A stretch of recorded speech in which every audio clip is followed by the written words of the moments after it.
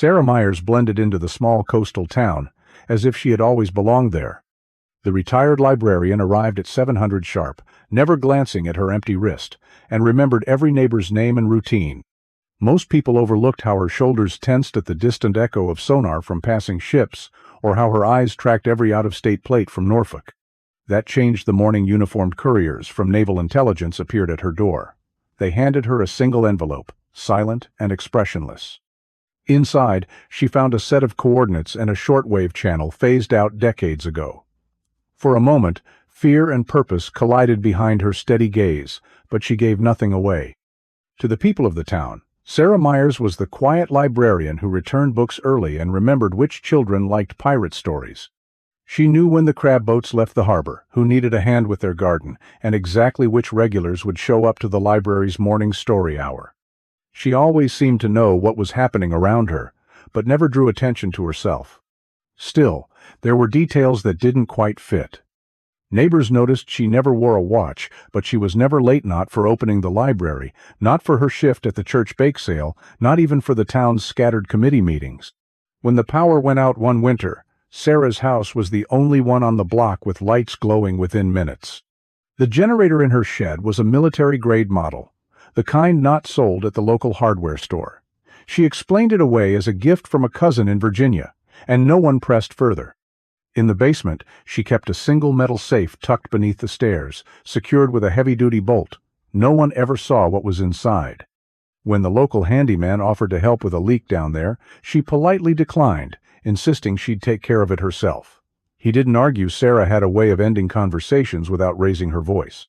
Mail arrived for her each week, always from Virginia, always in plain envelopes with return addresses that didn't match any known business or family.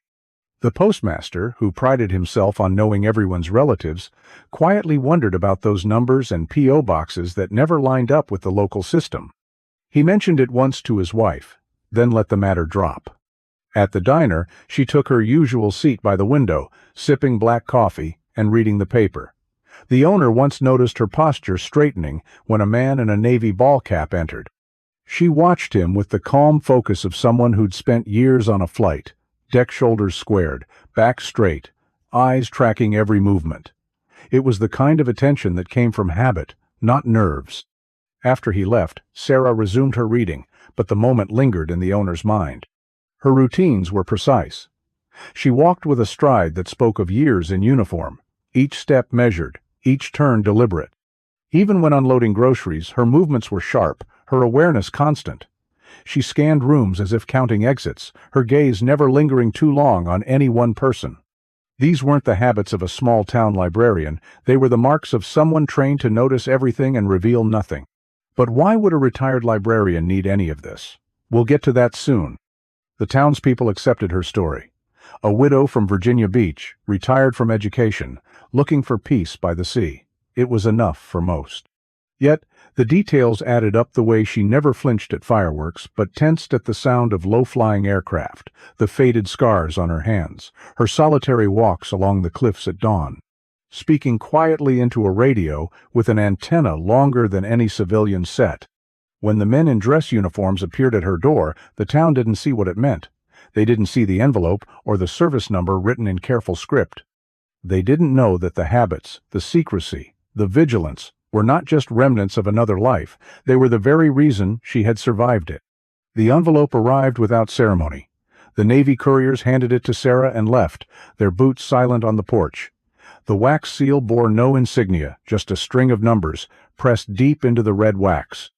She recognized them at once, her old service number, the same sequence engraved on the unmarked metal she kept hidden in a box beneath loose floorboards. The paper inside felt like it belonged in a secure vault, not an envelope. Its weight was unmistakable, and the contents even more so. Coordinates were written in a careful, deliberate hand. They meant nothing to anyone outside the old network, but Sarah knew the spot immediately. The location pointed to the hidden Cold War dock in the Okinawan Trench Zonia place that, on any public map, was just a stretch of empty coastline. Officially, it had been erased decades ago. Unofficially, it was where operations began that never made it to the record books. Beneath the coordinates was a shortwave frequency, scrawled in the same script. It wasn't a channel anyone in the modern Navy would recognize. This was an old system, meant for the days when satellites were unreliable and secrecy meant survival. Sarah waited until the house was silent and the rest of the town had gone to sleep. She retrieved her ex-military shortwave set from the locked cabinet in her basementa, set with barium-sealed shielding, the kind built to withstand hostile jamming and eavesdropping. She dialed in the frequency. The static was thick, a wall of white noise that filled the small room. Then, a voice broke through, distorted but unmistakable. There was no greeting, no call sign. Just two words. Tidefall confirmed. The transmission cut as quickly as it had begun. Her hands tightened around the metal casing, the weight of memory pressing in. In 1987, that same phrase initiated pullouts from hostile ports. It was a code only used in situations where extraction was urgent, and trust was in short supply. Sarah sat motionless for a moment, listening to the static settle. The frequency was obsolete, but the protocol was clear. This was not a drill, nor a message sent in error. Someone on the other end remembered the old ways, and they expected her to remember too. There were no further instructions in the envelopino names, no dates, just the coordinates and the frequency. That silence was intentional. It told her the operation was still live, that the layers of secrecy remained intact. The lack of detail was itself a warning. Speak to no one, trust no one, act only when certain. The radio crackled once, then fell quiet. Sarah returned the set to its hiding place, folded the envelope, and sat in the dark for a long time. Outside, the town remained still, unaware of the message that had slipped through its quiet streets. The world around her carried on as usual, but for Sarah, everything had shifted. In this town, people noticed things, but rarely asked questions. For 8 years, Sarah Myers was accepted as the quiet widow from Virginia Beach, a retired teacher who kept to herself. She declined invitations to share stories from her past, and when she mentioned her late husband but never showed photos, neighbors assumed she was still grieving. Her habit of using military time when making plans was chalked up to a peculiar quirk, nothing more. The postmaster paid attention to the mail. Every letter in Sarah's box arrived in the same type of government-issue envelope, with P.O. Box return addresses from Northern Virginia. No personal names, just department codes and numbers, and always the pre-printed official business stamps reserved for federal agencies. He once mentioned it to the butcher, who guessed it was pension paperwork. But the postmaster counted over 24 envelopes in 6 years, always from the same cluster of zip codes near Arlington. At the diner on Harbor Street, the owner noticed the way Sarah's fork paused when a group of Navy veterans came in. Her eyes fixed on the submarine squadron pin on one man's hat for a moment too long. The waitress caught the tremor in Sarah's hand as she set down her coffee, her composure returning just as quickly. Later, the owner remarked to his brother that Sarah had looked, for a split second, like someone who'd seen a ghost. The fishermen along the cove had their own observations. Some evenings, Sarah walked the bluffs carrying what looked like a battered old radio, but the antenna was too long and the casing too sturdy. One captain, up early to tend his nets, once saw her speaking into it in a low, urgent tone. The conversation lasted less than a minute before she tucked the device back into her coat and continued walking. Her neighbor across the street sometimes saw the basement lights on late at night. Through the small window, he could make out the outline of a heavy metal cabinet secured with a thick lock. When he offered to help her with storage, Sarah politely declined. During a winter storm, when the power failed, her house was the only one on the block with blue light flickering from the basement window, not the warm glow of candles, but the cold pulse of electronics. These details never formed a complete picture, but they lingered. The librarian who never chaperoned field trips to the Naval Museum. The woman who didn't flinch at thunderstorms, but went still when a military jet passed overhead. The retiree whose emergency kit looked more suited to a field deployment than a hurricane. When the Navy couriers arrived, the town watched without comment. Later, when Sarah's routines shifted her walks along the bluffs more frequent, her gaze fixed on the horizontal one, asked why. The postmaster kept sorting her official envelopes. The fishermen kept their observations to themselves, and the diner staff served her coffee without a word about the changes. A few days after the visit, Sarah was absent from the library. The assistant found a note, short and formal, stating she'd be away for personal reasons. No one mentioned the unmarked car parked near her house before dawn, or the fact that her curtains stayed drawn for days. When she returned, she moved with the same quiet efficiency, but now a small metal tag hung from her keychain, stamped with numbers that matched no local system.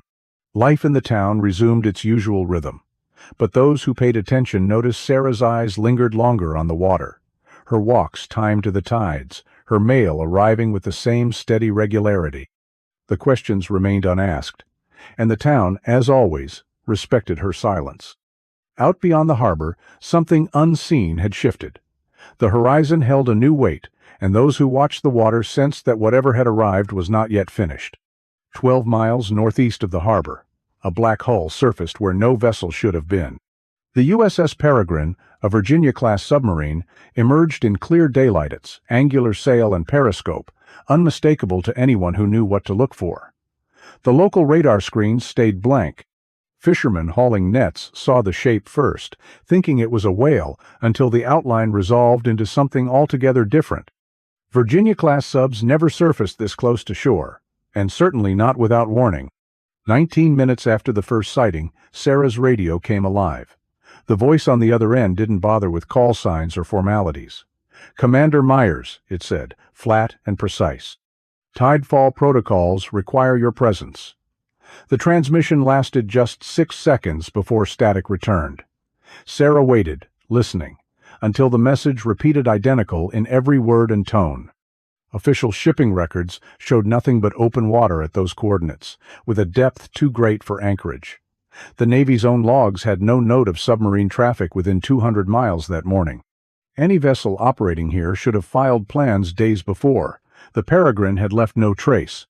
Submarines don't break silence except under direct orders. They don't contact civilians on open frequencies. But this was not standard procedure. The captain had initiated contact using a protocol reserved for emergencies that most believed obsolete. When Sarah replied with her recognition code, a radar blip appeared for precisely 18 minutes, then vanished. Fishermen who watched the sub up close noticed details that set it apart from any standard Virginia class. The sail was shorter. The hull lacked the expected diving plane housings, and when it submerged, there was no usual turbulence, just a clean, silent descent, as if the sea itself had opened. Later, naval analysts tried to trace the hull number broadcast during the brief radar contact. It matched a Los Angeles-class submarine officially decommissioned years earlier. The Navy dismissed the sighting as a mistake, perhaps a foreign vessel passing through. But Allied navies confirmed no such traffic that day. Satellite images from marine researchers captured a blurred anomaly at the exact location and time of the sighting. Normally, satellites resolve objects of that size sharply, but here the outline was indistinct following the unmistakable shape of a submarine at periscope depth. The distortion persisted for hours, then disappeared entirely. Radio enthusiasts along the coast picked up encrypted transmissions on old Navy frequencies, using crypto patterns retired over a decade ago. One operator isolated a male voice giving coordinates that matched the subsurfacing position, followed by "package secured." The time matched Sarah's last radio exchange. The Coast Guard attributed the disturbance to a whale carcass towed by a research vessel, but provided no supporting records. Independent investigators found a 12-minute gap in coastal tracking data, perfectly aligned with the Peregrine's appearance. Sarah was seen boarding a small motorboat that afternoon, accompanied by 2 men in civilian clothes with the bearing of Navy personnel. The boat traveled northeast, past the horizon, and returned empty hours later. That evening, satellite photos showed a long, dark shape offshore dimensions matching a Virginia-class sub. When Sarah returned the next morning, she carried a slim aluminum case. She paused outside the hardware store, eyes on the new surveillance cameras, her expression unreadable. The Coast Guard soon issued a notice about unauthorized radio activity, urging residents to report anything unusual. The submarine's appearance broke every rule of naval protocol.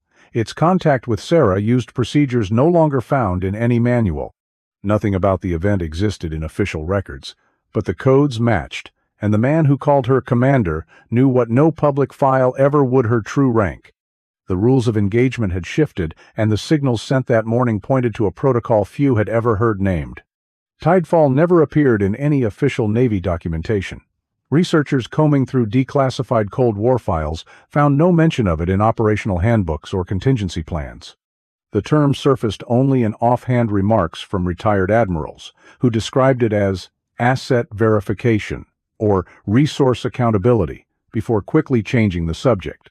One admiral, pressed for details, called it an insurance policy for people who didn't officially exist, and left it at that.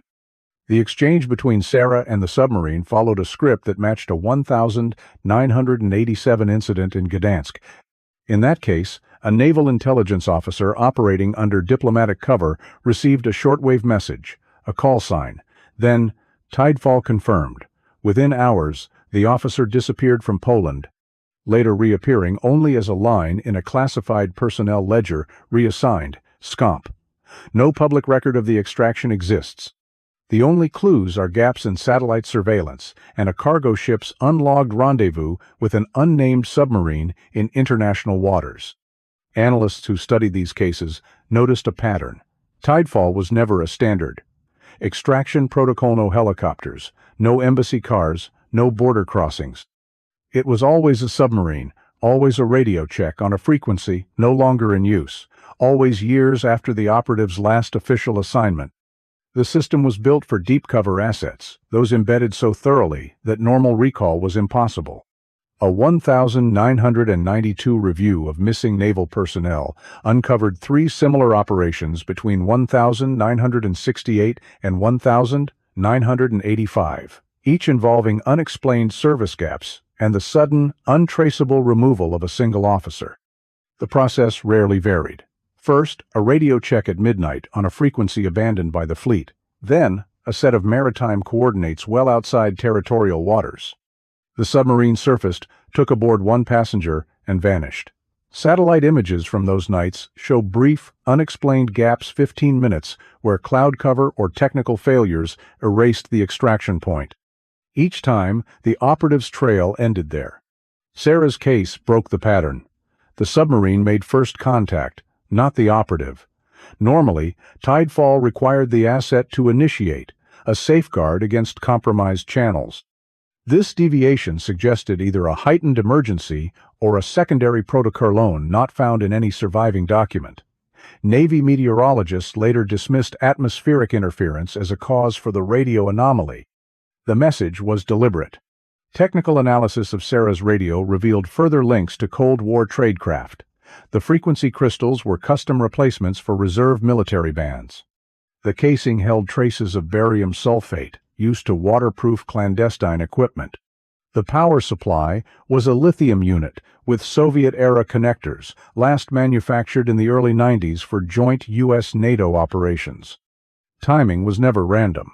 Every confirmed Tidefall activation coincided with rising international tension. The Gdansk extraction happened days before a major Soviet naval exercise. In Sarah's case, the Marlin surfaced as satellite photos captured unusual activity near a Russian base at Murmansk. The Pentagon denied any link, but flight logs showed increased surveillance along the coast that week. Another pattern emerged. Each extracted operative had detailed knowledge of underwater topography. The Gdansk officer mapped Baltic cables. Other cases involved naval architects focused on submarine pens. Sarah's library computer contained hundreds of searches on coastal erosion and harbor dredging, every query centered on the mid-Atlantic. Opinions differ on what Tidefall represents. Some see it as a promise, no operative left behind, no matter how deep the cover. Others argue it points to a willingness to place assets in positions so isolated that only the most secretive measures could retrieve them. Veterans who speak of it describe Tidefall as less a protocol than an unspoken agreement and assurance that, even in the most remote assignment, there was a way home.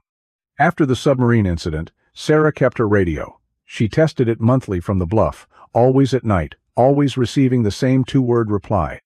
The pattern continued until one evening when only static answered her call. The next morning, a single package from Quantico arrived inside. An outdated nautical chart marked with 7 sets of coordinates in the North Atlantic. Official records would never show what happened next, But the gaps in Sarah's service history, the erased logs, and the unanswered questions were not unique. They were the quiet markers left behind by those who had served in places and roles that could never be named. Sarah Meyer's Navy file, on the surface, told a simple story. Commissioned in 1995, promoted to lieutenant commander by 2002, and discharged honorably in 2006. The record described her as a logistics officer, responsible for Atlantic Fleet supply chains. But the paperwork left a 3-year void between late 2003 and late 2006. Her assignments vanished, replaced by a single line, classified duty. Details surfaced in fragments. Satellite images from Diego Garcia in 2004, during a period when Sarah was supposedly on leave in Singapore, show an unnamed submarine docked at the British base. 2 deckhands later described a female officer with a scar at her left templano luggage, just an aluminum case handcuffed to her wrist boarding the vessel before it sailed west, destination unlisted. Intercepted Baltic Fleet transmissions from the following winter referenced an American observer aboard a NATO reconnaissance run near Kaliningrad. The description fits Sarah, right down to the regional accent noted by Russian SIGINT. No such operation appears in NATO records. A Danish officer, when pressed, admitted only that unofficial cooperation sometimes occurred. Travel documents added more questions. Passport stamps placed Sarah in Germany and Poland in mid-2005, coinciding with classified submarine upgrades in Gdansk. Hotel logs showed her near the shipyards, though she wasn't listed on visitor manifests. A contractor recalled seeing her with naval intelligence officials during hull inspections again, no record on file. Her bank history revealed monthly deposits from a defense finance code reserved for special assignments, ending abruptly in 2006. That same month, security footage at Norfolk Naval Station captured her arrival on an unmarked cargo plane. She wore civilian clothes, moved with practiced discipline, and carried the same aluminum case. Base records note her processing through a secure medical facility before she returned to duty. After discharge, Sarah's background check for the library job came back with entire sections redacted under national security provisions. The police chief, running a routine volunteer screening, triggered a federal access warning he'd never encountered. He let the matter drop. Personal items hinted at more. Nautical charts of the Barents Sea were tucked among her books. Her computer's search history included hydrographic surveys of Russian patrol routes. A repairman, fixing her furnace, found a waterproof case of NATO-issue emergency flares labeled in Cyrillic. Then there were the medals. Not the standard ribbons in her shadow box, but unmarked awards kept in a wooden case. One bore only a serial number, traceable to a classified registry. Veterans recognized it as the type given for missions that never officially happened. When the submarine surfaced again, the pattern was clear. Tidefall wasn't just a recall, it was a coded acknowledgment of service that couldn't be discussed, a nod to years spent gathering intelligence along old Soviet patrol routes. The coordinates Sarah received matched her missing years, and the radio frequency was one she'd used before, reporting from places her record never mentioned. The gaps in her file were deliberate. They served as both shield and proof, protecting the details of what she'd done and the people she'd worked with. What remained, for those who knew how to look, was the outline of a mission that could never be named. As Sarah prepared to step through the next hatch, the weight of those years pressed quietly at her back, carried forward into a space where recognition would come in forms as understated as the service itself. Recognition, when it finally arrived, came quietly and without ceremony. Deep inside the submarine, Sarah moved through a passageway lined with silent crew, each holding a salute that spoke of respect rarely shown outside the highest ranks. No one offered congratulations or asked questions. The captain waited in the control room, his uniform stripped of identifiers except for a single silver star where a name should be. He handed her a small black case. The latches opened with a soft click, revealing medals that bore no names, ribbons, or official symbols. The first was a plain silver disc, its surface polished to a mirror. The second showed a faint starburst, only visible under certain light. The third appeared blank, until the captain illuminated it with a UV flashlight, revealing an inscription along the rim, for eyes that saw what couldn't be shown. Each medal had a weight and finish that set them apart from standard military awards. Tool marks along the edges hinted at careful, individual crafting. There were no citations, no public record, nothing to link these objects to any known operation. The medals themselves were the only acknowledgment designed for actions that could never be spoken of, let alone entered into a service record. Sarah recognized the meaning. During her missing years, she had seen these same medals in the hands of other operatives who never appeared on rosters, whose stories stopped at classified lines in personnel files. The medals were a private language among those who had served in the shadows. A token passed quietly from one to another, as proof of what had been risked and lost, far from the public eye. A junior officer entered and handed Sarah a sealed envelope. Inside was a list of coordinates and dates, each corresponding to a place and time from her operational history. The last entry matched the day the submarine surfaced off her town. At the bottom, a single note: Tidefall audit complete. It was the closest thing to official recognition she would ever receive. The captain offered no further explanation. He only mentioned that the case was lead-lined, a standard precaution for these awards. Sarah didn't ask why. She understood that even the composition of the medals was meant to deter unwanted scrutiny. When she returned home, the medals never appeared in public view. Instead, Sarah wore a simple, unmarked silver pin on her Kawada circle that reflected the light but revealed nothing of its origin. The town jeweler, asked to appraise it, found it defied his instruments. To those who noticed, Sarah explained it as a keepsake from her teaching days, a story that satisfied anyone who bothered to ask. Years later, a heavily redacted Navy memo referenced Tidefall, associated artifacts, specifying that such items were to be kept in secure storage for decades. The medals themselves vanished from sight, leaving behind only the pin and the memory of a ceremony conducted in silence. Recognition for Sarah's service was never meant for public display.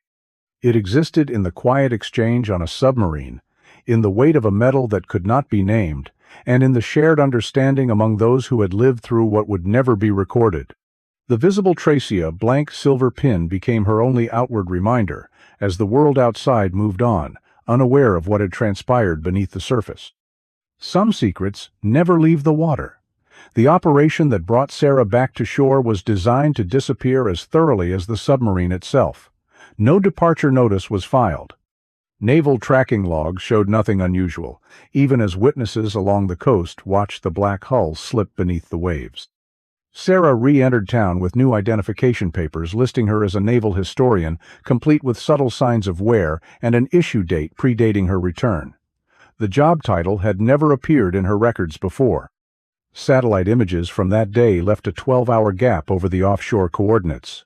Operators logged the outage as routine malfunction, but the timing matched the submarine's movements exactly.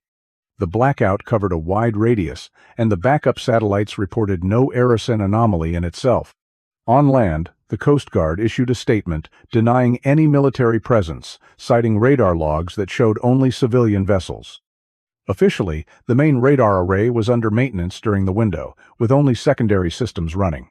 A junior technician later admitted the backup radar caught a contact at periscope depth, but it was dismissed as a whale pod. Fishing crews who witnessed the surfacing received quiet visits from naval officers. Their logs, once detailed, suddenly included corrections about misidentified buoys.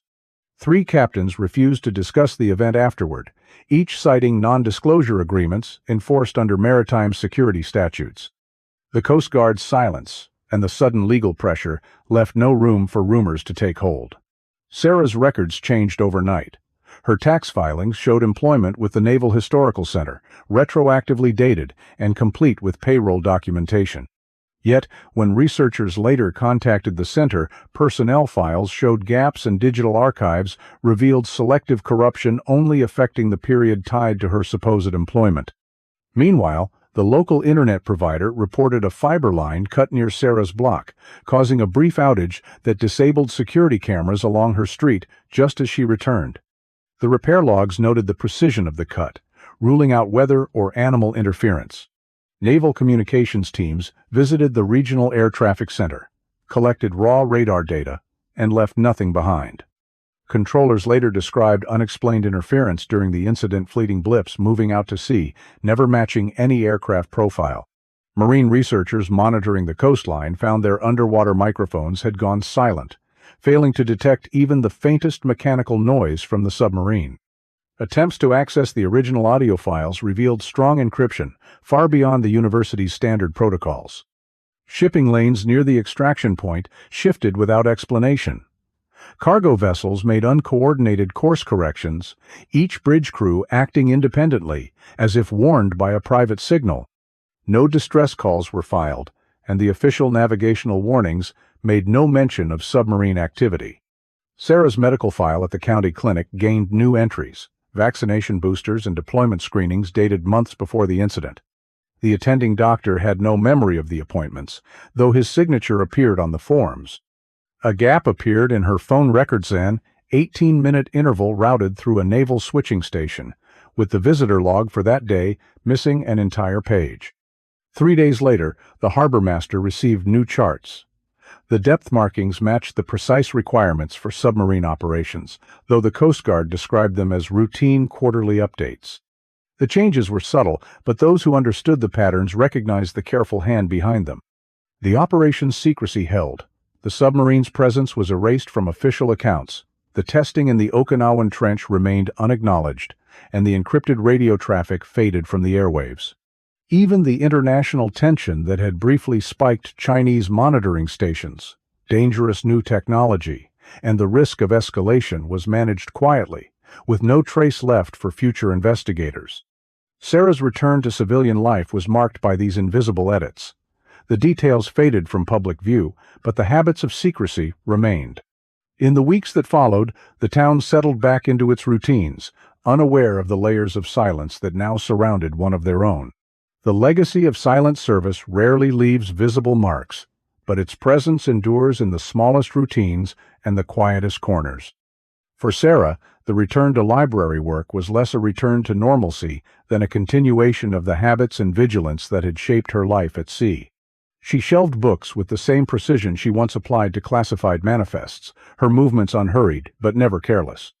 Visitors arrived who seemed out of place among the usual patrons. One man, his Navy tattoos barely visible beneath his cuffs, requested obscure hydrographic data. Sarah handed over the right volumes without consulting the system, her eyes briefly meeting his in silent recognition. Others followed individuals with the practiced posture of former service members, asking for technical manuals or navigation charts. Their questions were precise, their departures swift. Sarah's responses were always measured, but a note card tucked into a return book or a subtle gesture at the reference desk hinted at messages exchanged beneath the surface. The library itself became an unlikely node in a wider network. New shipments of Cold War naval manuals arrived, their margins filled with annotations that only a trained eye would notice, corrections to sonar profiles, diagrams of evasive maneuvers, notes on acoustic countermeasures. The local archives volunteers cataloged these materials, unaware of their relevance to operations that remained classified decades later. Sarah's routines outside the library followed similar patterns. Her daily walks along the bluffs coincided with shortwave interference logged by the Coast Guard. She paused at certain overlooks, always with a book in hand, as if reading in the wind, but the timing of her stops matched bursts of encrypted radio traffic. At home, the arrival of military-style shipments and the installation of soundproofing in her basement passed without comment, but neighbors noted the subtle increase in late-night activity and the occasional presence of unfamiliar vehicles parked several blocks away. Community initiatives took on new significance. The Oral History Project at the library attracted veterans who spent hours speaking into recording equipment, their interviews never making it to the public archive. Sarah stored the tapes in a fireproof safe, the combination always shielded from view. When technical staff noticed her computer's secure connections to servers registered to naval contractors, the logs vanished after a scheduled update. Her influence extended quietly through the town's routines. Book club meetings became gatherings of former operatives, the topics shifting from fiction to coded discussions of current events.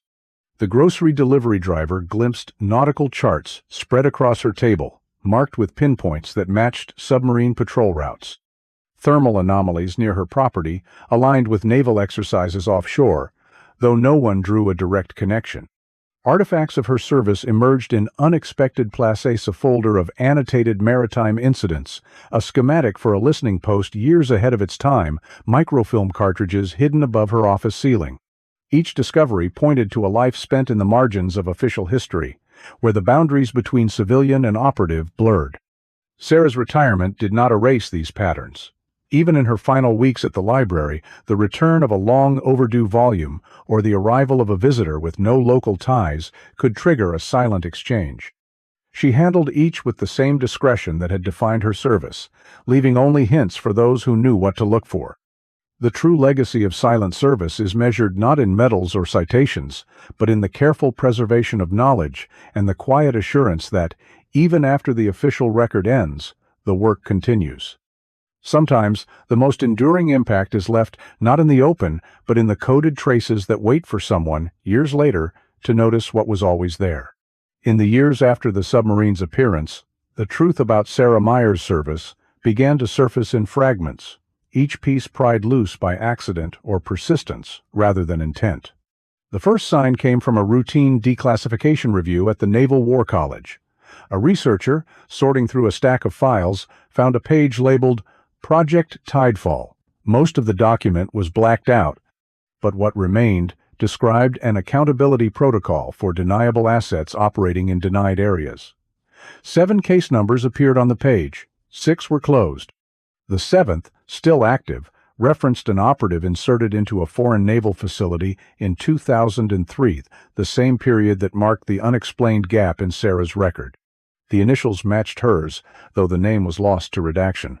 The document vanished from the archive within hours, leaving only a grainy photocopy as evidence it ever existed. Further details emerged in unexpected places. In the photography archives, a negative sleeve labeled Tidefall Asset Prep, Gdansk, held 2 photos never included in Sarah's official file. One showed her in winter camouflage, the other in civilian clothes with altered hair. Both were dated to a time when she was supposedly on leave in Singapore. At the same time, satellite images from Diego Garcia, obtained through a Freedom of Information Act request, showed an experimental submarine docked at the British base.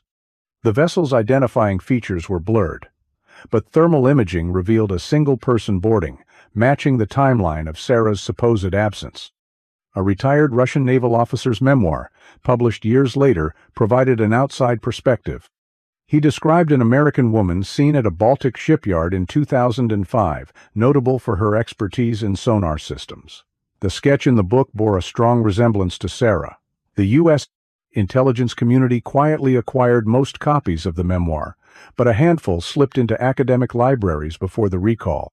Locally, the effects of these revelations rippled through Sarah's life. Her walks along the bluffs grew more frequent. Visitors arrived at the library with the same careful bearing as those who had come before, and the checkout records showed a rise in interest in books on maritime law and submarine warfare. The town's historical society received a box of nautical charts marked with subtle pencil notations when overlaid onto modern maps. The marks traced the paths of underwater cables and sonar arrays. One chart of the Barents Sea included salinity readings that matched classified Russian naval data. Sarah's behavior shifted in small but noticeable ways. She began placing certain books face out on the shelves, always titles about Cold War history or naval engineering. Bookmarks tucked between the pages bore patterns of small punched holes, reminiscent of Morse code. Patrons who paid attention noticed these details, but few understood their meaning. The most direct confirmation came from a microfilm copy of a local newspaper article. The print edition described Sarah's transfer to a training command in 2006, but the microfilm master included an additional paragraph referencing special projects requiring extended deployment. The extra lines were removed from the public record, and the student who discovered them found their notes erased from the newsroom computer. Shortly after the Tidefall document surfaced, a visitor met with Sarah at the library. Cameras failed during their conversation. Witnesses recalled a single sheet of paper changing hands, and the copier log showed a duplicate made that afternoon, though no copy was ever found. That night, Sarah burned papers in her backyard, sifting through the ashes to retrieve a small metallic object. The following morning, she wore a black band on her right hand, the type issued to families of missing submariners in place of her usual silver pin. The brief appearance of the Tidefall file changed nothing in the town's official narrative. Sarah remained the retired librarian, her service acknowledged only by those who recognized the signs. But the accumulation of evidence, misfiled documents, photographs, memoirs, and coded messages revealed the shape of something deeper. The truth, once submerged beneath layers of secrecy, became visible in outline, even if the full story remained locked behind redactions and missing records. And while the world moved on, the consequences of what had surfaced lingered, hinting at the weight of oaths and the enduring responsibility carried by those whose names rarely appear in the official histories. The reality of classified service is often measured in what remains unseen. Sarah Meyer's story illustrates how entire careers can be lived in the shadows, with recognition coming quietly, if at all. Her unmarked envelope, the appearance of a submarine with no record, and medals that never entered official rolls, these are not just anomalies, but the mechanisms of a system built to keep certain truths submerged. Most who serve in this way receive no public acknowledgment. Their work is recorded in coded files, their sacrifices marked by silence. For every story that surfaces, many more remain locked away, waiting for the rare moment when secrecy gives way to understanding. If you value these hidden histories, consider subscribing. There are more stories, still waiting for light.